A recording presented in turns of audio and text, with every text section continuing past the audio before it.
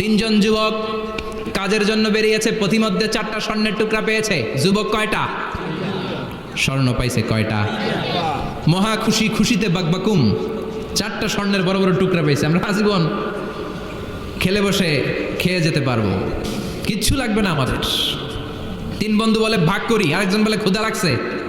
একজন যা বাজার থেকে রুটি কিনে নিয়ে আয়, খাওয়ার পরে ভাগ করবো। একজন রুটি কিনতে গেল, শয়তান 2টারে বুঝায় ওইটারে মারতে পারলে ভাগ বটোয়ারা সহজ হবে। তোরা 2 জন স্বর্ণ 4টা, তুই নিবি 2টা, ও নিবে 2টা।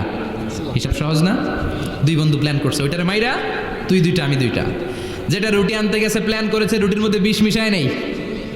কি মিশাবো? বিষ। তাহলে বিষ খাওয়া রুটি খেয়ে ওই 2টা সে সব পাবে, আমি পাবো। ভাগাভাগির কিছু নাই, সব যাবে আমার কাছে। 4টা স্বর্ণের টুকরার মালিক আমি। রুটির মধ্যে বিষ মেখে নিয়ে এসেছে। ওই 2 বন্ধু প্ল্যান অনুযায়ী ওইটারে ধরে মেরে ফেলছে।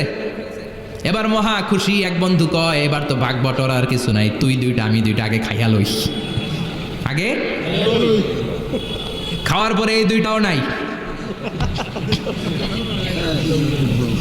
3টা লাশ, 4টা স্বর্ণের টুকরা। এটাই তো দুনিয়ার জীবন, ঠিক কিনা?